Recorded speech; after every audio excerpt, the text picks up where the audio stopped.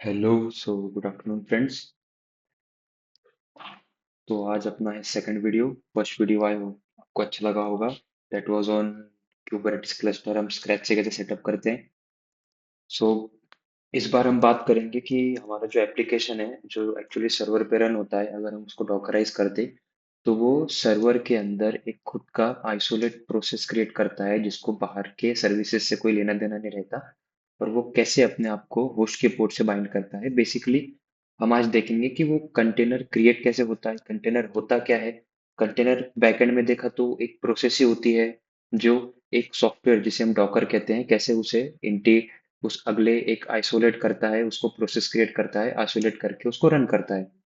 तो हम आज लाइनक्स का सर्वर के डीप डाइव में जाएंगे, हम देखेंगे कंटेनर क्रिएट कैसे होता है, हम देखेंगे पहले क्या होता था और धीरे धीरे इवॉल्व हो होके डॉकर कैसे आया, कंटेनर डी कैसे आया, प्रोसेस क्या होती है, रन सी क्या होता है, लाइनक्स सर्वर के ऊपर डॉकर के साथ वो लाइनक्स कर्नल कैसे बात करके इंटीग्रेट करके सर्व डॉकराइज एप्लीकेशन क्रिएट करता है। ये मतलब एक ऐप कंटेनराइजेशन एप्लीकेशन क्रिएट करता है। Okay, so let's go. तो डायरेक्ट अगर मैं आपको समझाऊंगा तो नहीं समझ में आने वाला। ये सबका है। 100% लोग अगर मैं डायरेक्ट आपको चालू कर दूंगा कि भाई रनसी होता है, कर्नल होता है, रनसी को कंटेनर डी बोलता है कि ऐसे पैकेज करो इमेजेस, तो नहीं समझ में आएगा। तो हम पहले हिस्ट्री में जाएंगे।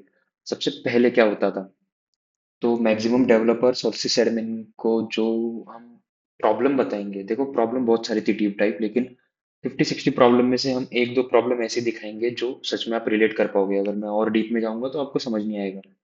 तो पहले हम बात करते हैं कि पहले के ज़माने में एक ही सर्वर रहता था। एक सर्वर जो बेयर मेटल सर्वर पकड़ लो, उसकी रैम होती थी 32 GB, eight eight core CPU और 10 TB का डिस्क पकड़ लेते हैं समझने के लिए।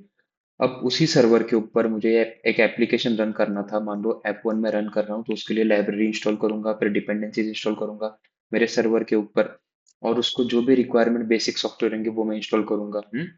फिर उसके बाद मैं क्या करूंगा, ऐप अभी मान लो मैंने ऐप वन उस पर रन किया, तो मेरा एप्लीकेशन जो है वो उसको एक्चुअल में चाहिए 2 GB रैम। तो उससे ज़्यादा वो नहीं कंज्यूम करेगा। उसको सीपीयू चाहिए 2 और 3 कोर सीपीयू, उससे ज़्यादा वो नहीं कंज्यूम करेगा। तो मेरे जो बच्चे कुचे मान लो 32 GB में से जो एप्लीकेशन है वो खा रही है सिर्फ 2 और 3 GB रैम। तो मेरा 32 में से मान लो 25 GB रैम तो वेस्ट हो गया ना। 8 कोर सीपीयू में से मैंने मान लो 2 कोर एप्लीकेशन यूज कर रहे हैं, बाकी तो मेरे वेस्ट हो गए ना। 10 TB डिस्क में से मान लो इसको डेटाबेस हो गया, वो हो गया, तो पॉइंट करके मैक्सिमम ये कितना खाएगा, 2 से 3 GB, या मान लो 10-12 GB, और 50-100 GB अगर लॉग्स का हम कैलकुलेट करें तो उससे ज्यादा वो नहीं कंज्यूम करने वाला था। तो एक ही सर्वर के ऊपर हमारा एप्लीकेशन जो मिनिमम रिसोर्स यूज करके चल रहा है, उसके लिए हम और 32 GB मतलब वेस्ट हो रहे हैं हमारे रिसोर्सेस। एक ऐप को बहुत कम रिसोर्स चाहिए तो बहुत ज्यादा हम दे रहे थे तो वेस्ट हो रहा था। फिर हम क्या करते थे, उसी सर्वर के ऊपर हमारा दूसरा एप्लीकेशन रन करते थे। ऐप टू मान लो पाइथन का है, ऐप वन मान लो जावा का था, ऐप टू हो गया पाइथन का। तो पाइथन के लिए हम अलग से डिपेंडेंसी रखते थे, फिर उसके लिए डिपेंडेंसी के बाद उसके लिए अलग लाइब्रेरी। अब ये ध्यान में रखना पड़ता था कि इस ऐप को डिप्लॉय किया तो पहले वाले ऐप को कुछ होना नहीं चाहिए। और ये मैक्सिमम प्रॉब्लम होती थी, different dependency, different libraries, application crash होते थे। मान लो एक ऐप सर्वर को एक एप्लीकेशन चल रहा है एक डिपेंडेंसी के साथ, ऐप टू को फिर वो एक और डिपेंडेंसी इंस्टॉल करनी पड़ेगी। तो पहले वाले ऐप को प्रॉब्लम आती थी।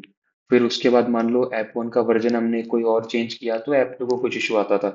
और मान लो अगर हमारे सर्वर को ही कुछ प्रॉब्लम आया तो पूरा का पूरा जितने भी एप्लीकेशन उसके ऊपर रन होते थे सारे के सारे डाउन। तो ये बहुत बड़ी प्रॉब्लम थी। जब तक कहते हैं necessity is the mother of invention, तो जब तक इन्वेंशन होते नहीं थे तब तक लोग ऐसे ही यूज करते थे। फिर उसके बाद आया VMware। अब बहुत सारे लोगों को यहाँ पे समझ में आएगा जो फर्स्ट टाइम देख रहे हैं। VMware क्या करता था, वर्चुअलाइजेशन करता था। मान लो ये मेरा सर्वर है, ये पूरा सर्वर है, 32 GB रैम, इसको एट एट कोर सीपीयू है और 10 TB हमने डिस्क दे रखी है। तो तुम क्या करो, इस बेयर मेटल सर्वर के ऊपर एक और एक सर्वर बना दो छोटा, और तुम्हारे 32 GB रैम में से इसको 8 GB रैम दे दो, 8 कोर में से इसको 2 कोर सीपीयू दे दो, और 10 TB में से इसको 200 GB दे दो। अब बचा कितना, 25 GB, सॉरी 32 GB में से मान लो हमने इसको 6 GB दे दिया तो 16 GB, I mean 26 GB, sorry 26 GB RAM बची। अब 26 GB रैम में से 6 GB रैम हमने इसको दे दी। 6 GB, फिर हम मान लो छः छः GB हमने रैम इसको दे दी। तो हम क्या करते थे, बेयर मेटल सर्वर के ऊपर ही हम अपना खुद का और एक सर्वर क्रिएट करते थे, और जो 32 GB रैम 8 कोर सीपीयू, उसमें से ही हम एक उस उसी रिसोर्स में से हम इसको रिसोर्स देते थे और अपना खुद का एक सर्वर बनाते थे। तो ऐसे उसी बेयर मेटल के ऊपर हमने दूसरा सर्वर बनाया, तीसरा सर्वर और चौथा सर्वर। फिर हमने इसके ऊपर ओएस डाली, ओएस डाली लिनक्स की। फिर उसके बाद हमने उसको एप्लीकेशन डाला सेम सर्वर 2 के लिए। इससे क्या होता था, डिपेंडेंसी का कोई इशू नहीं था। भाई इसकी ऐप चल रहा है इसके ऊपर, इसकी अलग डिपेंडेंसी, ऐप 2 चल रहा है अलग डिपेंडेंसी अलग, हम कितना भी न्यू डिप्लॉयमेंट करें तो कोई प्रॉब्लम नहीं होगा। लेकिन होता क्या था, मान लो ये बेयर मेटल सर्वर है, इसके ऊपर हमने ओएस एप्लीकेशन डाली, इसके ऊपर हमने 4 सर्वर डिप्लॉय किए। ओके, 4 सर्वर हमने जब डिप्लॉय किए इसके ऊपर, तो मान लो ये एक सर्वर है, इस सर्वर के ऊपर भी हमने एप्लीकेशन डाली।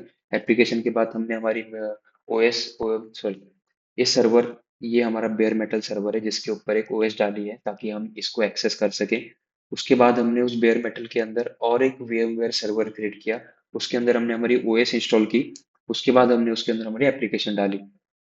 तो डुप्लीकेशन हो रहा था इस सर्वर के ऊपर, फिर इस सर्वर के अंदर एक ओएस थी, फिर ओएस के अंदर हम और एक ओएस क्रिएट कर रहे थे, और उस ओएस के अंदर हम हमारी एप्लीकेशन डिप्लॉय कर रहे थे। तो इससे भी हमारे जो बेयर मेटल सर्वर है या अंदर जो सर्वर चल रहे हैं, उनका एक प्रॉपर रिसोर्स का यूटिलाइजेशन नहीं हो रहा था। एप्लीकेशन क्या है, बेसिकली एप्लीकेशन एक प्रोसेस है, एक टाइप का प्रोसेस। उस प्रोसेस को रन करने के लिए हम एक सर्वर क्रिएट कर रहे हैं, सर्वर के अंदर और एक सर्वर क्रिएट कर रहे हैं, उसके अंदर फिर एप्लीकेशन इंस्टॉल कर रहे हैं, फिर सॉरी उसके अंदर हम फिर ओएस इंस्टॉल कर रहे हैं, और फिर हम हमारी एप्लीकेशन इंस्टॉल कर रहे हैं। होता क्या था कि वो सर्वर जब हमने VMware इंस्टॉल किया, वो हमने उसको 8 GB रैम दी, 8 GB रैम, अब ओएस ओएस चल रहा है उसके ऊपर, 8 GB रैम उसको भी गई, उसके बाद हमारे एप्लीकेशन को भी जा रही है। तो इससे हीट, एक एक टाइप के कह सकते हैं कि भाई लोड ज्यादा बढ़ रहा था बेयर मेटल सर्वर के ऊपर, और ये एक एफिशिएंट तरीका नहीं था। लेकिन फिर भी ये अभी चल रहा है, अभी मैक्सिमम हमारे देखे जहाँ जहाँ फिजिकल डेटा सेंटर है और डेटा सेंटर है वहाँ यही चलता है। लेकिन फिर भी ये पूरा यूटिलाइजेशन नहीं था। अगर हमें हमारा सिर्फ एप्लीकेशन ही चलाना है, तो ये एक टाइप से कहीं ना कहीं इसमें बहुत सारे लूप होल्स थे जो आगे जाके सॉल्व किए। अब आगे देखते हैं प्रॉब्लम, फर्स्ट प्रिंसिपल थिंकिंग से सॉल्व करके देखते हैं। एप्लीकेशन क्या है, एप्लीकेशन एक प्रोसेस है। एक सिंगल प्रोसेस क्या करती है, एक मान लो एक ऐप है, ऐप ऐप को अंदर हमने डिपेंडेंसी और जो उसके लाइब्रेरी थी, वो लाइब्रेरी हमने उसको प्रॉपर, ओके फिर से समझते हैं। एक ऐप ऐप है, ऐप क्या है, एक प्रोसेस है जो लिनक्स सर्वर के अंदर एक आइसोलेटेड नेम स्पेस के अंदर चल रही है। तो उस एप्लीकेशन को चलाने के लिए हम यहाँ पे बहुत सारा रिसोर्स वेस्ट कर रहे थे हमारा। तो बड़े बड़े जो हमारे इन्वेंटर्स थे जिन्होंने लिनक्स कर्नल का यूज किया, लिनक्स कर्नल क्रिएट किया, उनको ऑलरेडी पता था कि Linux, at the end Linux server क्या होता है। लिनक्स हम जो इंस्टॉल करते हैं तो 200 300 हमारी सर्विसेज क्रिएट होती हैं। सर्विसेज का एक टाइप का प्रोसेस पकड़ लेते हैं। तो एक एप्लीकेशन को भी हम उसी सिस्टम डी के एक सर्विस की तरह रन कर सकते हैं। तो मान लो एक प्रोसेस एप्लीकेशन को हमने क्रिएट किया, और उस प्रोसेस को हम हमारे लिनक्स कर्नल के साथ बाइंड करके हम एक एप्लीकेशन को नॉर्मल प्रोसेस क्रिएट करके रन रन कर सकते थे। बट प्रॉब्लम ये होता था कि ये सिर्फ उन्हीं को आता है जिन्होंने लिनक्स कर्नल क्रिएट किया है, यानी कि जो लिनक्स लिनक्स कर्नल के जो डेवलपर है बस ये उनको ही आता था। सो यहाँ पे एक लूप होल था, डेवलपर को बस एप्लीकेशन क्रिएट करना है, अब उसके बाद उसे डिप्लॉय कैसे करना है वो उनको मालूम नहीं था। लिनक्स कर्नल को फिर उसे लिनक्स कर्नल को चलाने वाले की भाई एक सीपीयू का एक मिनिमम एफिशिएंट तरीके से एप्लीकेशन का प्रॉपर यूटिलाइजेशन हो। तो लिनक्स कर्नल के साथ हम एक अलग सर्वर में आइसोलेटेड हमारी एप्लीकेशन चलाए, तो ये प्रॉपर कॉन्फ़िगरेशन और ये प्रॉपर कोड सिर्फ लिनक्स कर्नल के डेवलपर्स को ही आता था। तो यहाँ पे होता क्या था, देखो जो मैंने जो आपको ऊपर समझाया वो यही है, server server with Linux OS install. मान लो ये पकड़ लो, सिस्टम डी क्या करता है, हमारी सारी सर्विसेज को मैनेज करता है। ये समझ लो कंटेनर क्रिएट कैसे होता है, आगे जाके आपको समझ में आ जाएगा क्योंकि ये बेसिक्स है। तो हमारे सिस्टम डी क्या करता है, हमारे सारे लिनक्स के अंदर जो सर्विसेज है वो मैनेज करता है। 200 300 से भी ज्यादा सर्विसेज जब रन होती है तब जाके हमारा Linux kernel OS boot up होता है। सी ग्रुप क्या होता है, जो हमारी सारी सर्विसेज है उनको सीपीयू रैम और मेमोरी कितना एलोकेट हो रहा है, कितना उनको कंज्यूम कर रहे हैं, ये सारा काम करता है सी ग्रुप। सो हम देख सकते हैं लाइनक्स कर्नल के जो डेवलपर्स थे उनको ही पता था कि भाई सिस्टम डी के अंदर सर्विस कैसे क्रिएट करते हैं। एक एप्लीकेशन को हमारे हमारे अगर उसको प्रोसेस क्रिएट करना है और उस प्रोसेस की एक सर्विस क्रिएट करनी है एज अ सिस्टम डी के अंदर, वो लाइनक्स के कर्नल डेवलपर्स को ही आता था। फिर उसके बाद उसे एक आइसोलेटेड प्लेस में चलाओ और उस आइसोलेटेड प्लेस को फिर सी ग्रुप से मॉनिटर करो। तो ये सारा लिनक्स कर्नल के डेवलपर्स को आता था, जो नॉर्मल डेवलपर्स नहीं कर सकते थे। तो अब ये जो प्रॉब्लम है, ये प्रॉब्लम सॉल्व किया डॉकर ने। अब बहुत सारे लोगों को क्वेश्चन होगा डॉकर क्या होता है। हिस्ट्री के साथ समझते हैं, आगे जाके और दो तीन एग्जांपल दूंगा, आपको समझ में आ जाएगा। तो डॉकर एक ऐसा सॉफ्टवेयर था जो बोलता था कि भाई डेवलपर्स तुम क्या करो, तुम बस मुझे तुम्हारी एप्लीकेशन दो, मुझे बाकी और कुछ लेना देना नहीं है, मैं तुम्हें कंटेनर बना के दूंगा उसके लिए। ओके, मतलब कंटेनर तब नहीं, ऐसा पकड़ लो कि मैं लिनक्स कर्नल के अंदर उस एप्लीकेशन की एक सिंपल पीछे प्रोसेस क्रिएट करके दूंगा और प्रोसेस की एक सर्विस क्रिएट करके दूंगा, यानी कि होल अपने पूरे लिनक्स का सर्वर का एक मिनिमम और एफिशिएंट तरीके से यूज यूज कर सकता हूँ। यानी कि एक लिनक्स सर्वर के अंदर एक सेपरेट आइसोलेशन नेम स्पेस जहाँ पे सिर्फ हमारी एप्लीकेशन की डिपेंडेंसी और लाइब्रेरी इंस्टॉल करके वो रन हो रही हो। ओके, सो ये प्रॉब्लम डॉकर ने सॉल्व किया। डॉकर बोला भाई तुम हाँ एप्लीकेशन दो, उस एप्लीकेशन को फिर पीछे कंटेनर डी के साथ इंटीग्रेट करके उसकी डॉकर इमेज के साथ फिर उस एप्लीकेशन का मैं डॉकर इमेज क्रिएट करूंगा। उस इमेज को फिर मैं कंटेनर में डिप्लॉय करके उसको as a containerization application run करूंगा।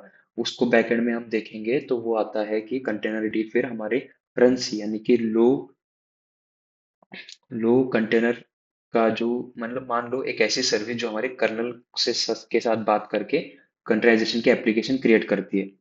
तो डॉकर डॉकर रनसी के साथ बात करेगा, रनसी फिर क्या करेगा, कर्नल से इंटीग्रेट करके वो प्रोसेस को पीआईडी और बहुत सारे होते हैं वो एक प्रोसेस की आईडी वो सब असाइन करेगा, सी ग्रुप असाइन करेगा, नेम स्पेस असाइन करेगा।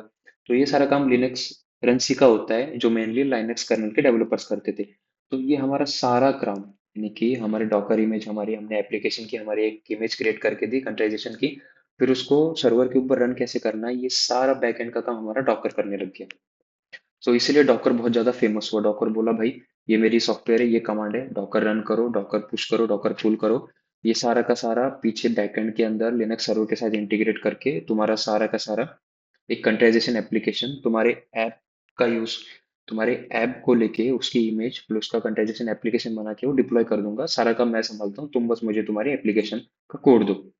तो ये सारा प्रॉब्लम डॉकर ने सॉल्व किया। ओके, सो सिंपल जो मैंने अभी आपको समझाया, I will take care of everything from Linux kernel to creating a kernel by a single command, you just give me a Docker file in which your app will be configured. तो अब आपको पता चला Docker क्या होता है। अब आपको पता चला कि भाई डॉकर क्या करता है। डॉकर एक कंटेनराइजेशन एप्लीकेशन क्रिएट करता है। कंटेनराइजेशन एप्लीकेशन बैकएंड में क्या होती है, एक टाइप की प्रोसेस ही होती है जो रनसी मैनेज करता है। अब वो और डीप में हो गया, एक टाइप की प्रोसेस है जो हम एज अ डॉकर से भी मैनेज कर सकते हैं। डॉकर बैकएंड में रनसी से ही बात करता है। डॉकर कंटेनर डी के साथ बात करता है, कंटेनर डी हो गया रन टाइम इंटरफेस, डॉकर हो गया हमारा ओसीआई इमेज स्पेसिफिक। दो तरीके के रहते हैं कि तुम्हारी डॉकर इमेज कैसे बननी चाहिए, और होता है कि उसे रन कैसे करेंगे, तो ये हम आगे जाके देखेंगे। अभी डॉकर का मेनली काम हो गया, तो मुझे ऐप का कोड दो, मैं तुम्हें उसको कंटेनराइजेशन एप्लीकेशन बना के दूंगा। अभी आगे देखते हैं ओसीआर और ओसीआई क्या होता है, और कैसे जब ये कंट्राइजेशन की प्रोसेस कि एक कंट्राइजेशन का मेथड जब बहुत सारे कंपनीज में फेमस होने लगा, तो कंपनी अपने खुद के ही सॉफ्टवेयर बना रही थी। तो इसको आगे जाके टैकल कैसे किया, ये ये देखते हैं। ओके, सो 2000 और 2000 के आसपास क्या होता था कि लोग क्या करते थे, हमारी एप्लीकेशन को एक कंटेनराइजेशन के लिए इमेज क्रिएट करते थे तो खुद के सॉफ्टवेयर से ही करते थे। फिर उसके बाद उसको कौन सा जो सॉफ्टवेयर जो उसे रन करेगा, मतलब जो उसको कंटेनराइजेशन, उसको उस इमेज की कंटेनर क्रिएट करके उसको डिप्लॉय करेगा, उसका भी एक सॉफ्टवेयर था जो वो खुद ही क्रिएट करते थे। तो इससे बहुत ज्यादा प्रॉब्लम हो रही थी, हर कंपनी अपना खुद का क्रिएट कर रही थी, खुद की इमेज क्रिएट करने का सॉफ्टवेयर, और खुद डॉकर खुद का कंटेनराइजेशन एप्लीकेशन रन करने का सॉफ्टवेयर खुद क्रिएट कर रही थी। तो बहुत ज्यादा प्रॉब्लम आ रही थी इसमें।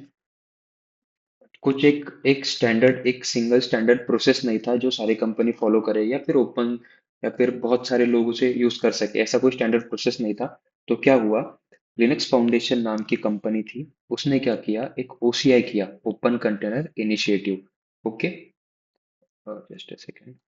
हाँ, सो लिनक्स फाउंडेशन नाम की कंपनी थी, उसने क्या किया, उसने एक इवेंट ऑर्गेनाइज किया ओपन कंटेनर इनिशिएटिव नाम का। उसमें उसने क्या किया, सारे के सारे कंपनीज को बुलाया टेबल के ऊपर, क्या आओ भाई बैठो बात करते हैं, एक सेट ऑफ रूल्स क्रिएट करते हैं कि हमारी डॉकर इमेज बनेगी कैसे और हमारा वो कंटेनर क्रिएट कैसे होगा उस इमेज के थ्रू। तो सारे बैठे और उन्होंने एक स्पेसिफाई एक proper set of rules create किया कि ऐप की इमेज कैसे बनेगी जो कंटेनर में रन होगी, और वो कंटेनर क्रिएट करने का सॉफ्टवेयर यानी कि इमेज को लेके जो हमारे सर्वर के ऊपर कंट्राइजेशन इमेज कंट्राइजेशन क्रिएट करेगा, यानी कि एप्लीकेशन को कंट्राइज करके डिप्लॉय करेगा, कंटेज इमेज कैसे रन होगी। तो ये सारा उन्होंने एक सेट ऑफ रूल्स के थ्रू क्रिएट किया कि भाई अगर आगे जाके कंपनी कोई भी सॉफ्टवेयर अपना क्रिएट करे तो इन रूल्स के साथ ही क्रिएट करे, वरना फिर वो आगे चलेगा ही नहीं। तो पहले उन्होंने क्रिएट किया ओसीआई। ओसीआई के अंदर उन्होंने दो चीजें क्रिएट की, कंटेनर में स्पेसिफिकेशन। मान लो आप कोई कंटेनर की ऐप का कंटेनराइजेशन करने के लिए इमेज क्रिएट कर रहे हो तो इस सेट ऑफ रूल्स के थ्रू ही क्रिएट करोगे। उसके बाद उसको अगर रन करना है कंटेनर के अंदर तो उसके लिए जो सॉफ्टवेयर है वो भी इस सेट ऑफ रूल्स के थ्रू ही आप क्रिएट करोगे। तब जाके फिर थर्ड पार्टी कंपनीज ने इन सेट ऑफ रूल्स को फॉलो करके डॉकर की तरह क्रिएट किया, एक क्रायो क्रिएट किया, एक पॉडमैन और बिल्डा की तरह। ये सारा काम वही करती है, इमेज क्रिएट करके उसको रन कैसे करना है। तो एक सेट ऑफ रूल्स के थ्रू ही ये चलती है।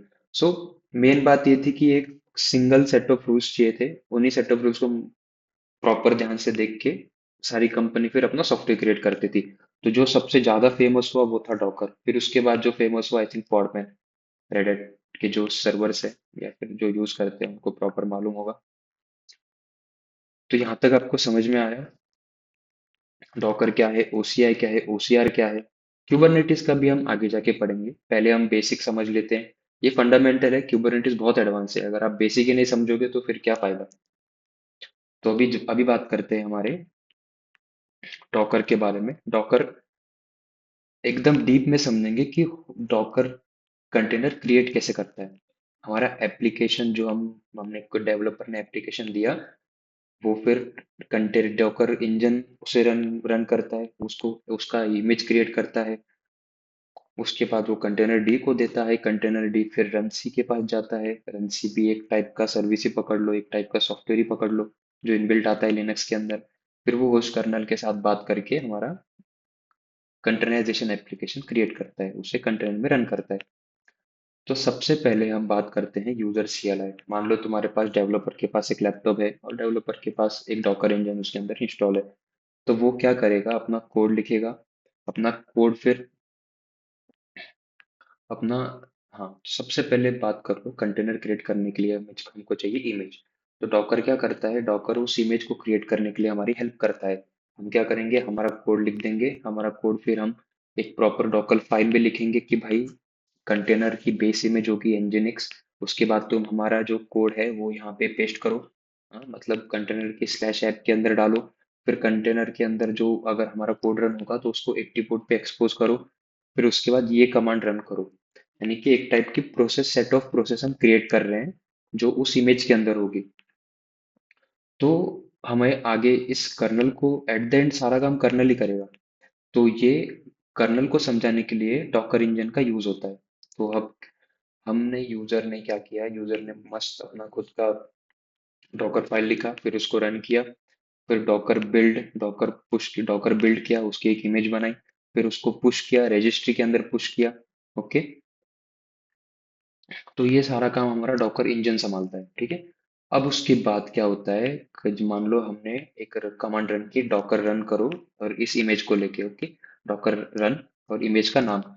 तो होता क्या है बैकएंड में, जो रजिस्ट्री के पास जो इमेज हमने डिप्लॉय करके रखी है वो कंटेनर डी, डॉकर क्या करेगा, कंटेनर डी के पास आएगा। कंटेनर डी क्या है, ओसीआर, यानी कि रन टाइम स्पेसिफिकेशन, मैंने कहा ना इसके बारे में। ओसीआर कंटेनर कैसे रन होगा, इसका ये एक सॉफ्टवेयर है जो ओसीआर के रूल ओसीआई के रूल फॉलो करता है, ठीक है।